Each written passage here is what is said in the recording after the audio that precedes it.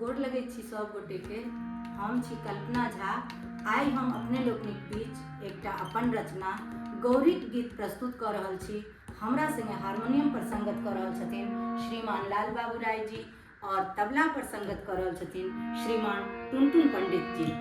आशा करैत छी जे अपने लोकनि के नीक लागत। जब नीक लागे तो अपन आशीर्वाद जरूर प्रदान करें। गिरिजा पूजन सखियन